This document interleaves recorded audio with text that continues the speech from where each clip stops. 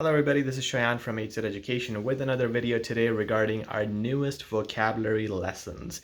So in IELTS or CELPIP, vocab is really missing these days. And for a lot of immigrants, for a lot of new English learners, vocabulary is pretty much absent. I've decided to make sure we improve our vocab right here on YouTube. Every week, I'm going to teach you guys 15 new words. And nothing unimportant. I'm just going to go ahead and make meanings of the words, make sentences, things that you can actually use and use them in real life. So these words you can write in your essays if you're doing these exams for IELTS or CELPIP. You can use in your real life and communication. These are things that can actually be used. It's not just, complicated words that you can never even use. So with that said, as I said, we'll keep to the point. Make sure to make sentences with these words. So while I teach them to you, you can pause the video, make some sample sentences, and you can learn better that way. You would remember more that way. So the first word today is abrupt, A-B-R-U-P-T. Abrupt means quick. So I gotta make an abrupt video if I don't have enough time. Okay, so that's a quick video. These words, by the way, are written in our blog as well, which you can check out on our website. It is gonna be in the description. So these are written if you missed the spelling while I'm talking. So that's your first word. Abrupt means quick. When you want to say quick, just say abrupt. Number two, fierce. Fierce means brave. Okay, so you might hear in movies, fierce warrior, fierce leader. So brave, or someone who's really aggressive, or capable of taking action and fighting. Someone of that manner, mostly brave. That is fierce. Number three is absurd, A-B-S-U-R-D. Absurd means stupid or silly. It's not a nice word to say, but you can say you have an absurd plan, or this is an absurd idea. That means just silly or stupid. Number four is vicious. Vicious is very aggressive, so a vicious animal can attack you. It's dangerous. And vicious circle, people say vicious circle, that means you're in an aggressive circle where things keep going wrong.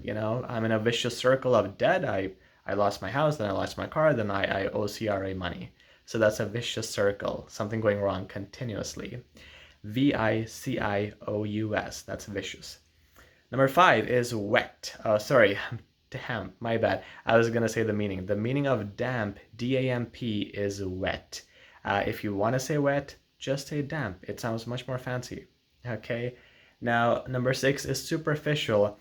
Superficial has the word super, which makes you feel it's really important, but it's complete opposite. It means unimportant. Okay, superficial is unimportant. So if you have a superficial meeting, it means it's just not important. So S-U-P-E-R-F-I-C-I-A-L, superficial. Okay, next time you want to call someone a beginner or a novice, just call them an amateur. A-M-A-T-E-U-R. And that is your word number seven, amateur. It means beginner. Now, you don't want to say it to someone you don't know because it is a little rude, not too much, but it's like a way of telling people they're just starting at something and they don't know any better. So that's an amateur. So you can call someone an amateur driver, an amateur guitar player, someone who's just learning something essentially.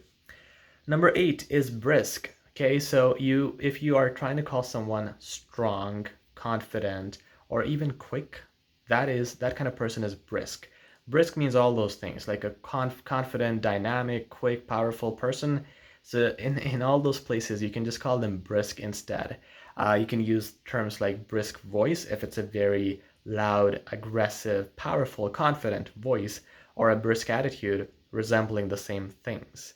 Word number 10 is vague, V-A-G-U-E. That means unclear. So if someone is talking about something on a seminar, it's unclear, you can say it's vague. Or the movie was vague because it didn't explain things clearly. Number 11 is another V, vivid, V-I-V-I-D. Complete opposite of number 10. This word, number 11, vivid, means clear. So something is vivid, it's crystal clear. So you could say, I have a vivid imagination of my success. It means I can clearly see that I'm going to be successful. I have no doubt. So it's a vivid, clear imagination. The use of this word is limited though. You cannot say, that your explanation was vivid if it's too clear. You would want to say something like thorough, Thorough, thorough, if it's like my explanation is thorough. Vivid is more like vivid imagination, vivid thinking, vivid concept, vivid ideas. So apart from explanation and apart from something really physical, you can use vivid, but you gotta be careful about the applications. Number 11 is the last V. It starts with V and vulnerable. Vulnerable. The L here is silent. Vulnerable simply means you are weak, physically or mentally. So if I'm physically vulnerable, I'm physically vulnerable in front of a bear because it can attack me. If I am mentally vulnerable, it means maybe I have some mental difficulties. Maybe I'm challenged mentally. Okay, so that's vulnerable. Very good word to know. Very common. You would hear it in movies very often. Number 12, apparent. Apparent. Apparent means clear or actual or real. So right now with COVID, there is apparent danger, which means it's a real danger. It's not, fun or, well, that's debatable. But if you say it's apparent danger, it means real danger. It's no joke. It's not fake. Okay. Vast, V-A-S-T, means a lot. So next time you want to say several or a lot in your writing or speaking, just say vast. I have vast knowledge on some subjects like English. So you could use vast. Number 14, bizarre, B-I-Z-A-R-R-E. Instead of strange or weird, you can say bizarre. It's fancy, it's formal as well, and it sounds fancy, actually. So bizarre could be used to replace strange. She had a bizarre attitude today at work. Maybe something's wrong with her. Number 15, ample, A-M-P-L-E, means enough. So I have had ample time to work on this video, like enough time. Or I have ample amounts of money, for example, if someone is really rich. So they have ample money. Ample could be used instead of, again, several or a lot. Another fancy word to use in your life instead of the basic words. So this could really help you in your writing and speaking again, as I said. And these 15 words, you can again repeat them, play them continuously. If you need more description, please ask me in the comments. The best way to learn vocab is by practicing each day, for as many days as you can. I should say around 10 days at least for each word.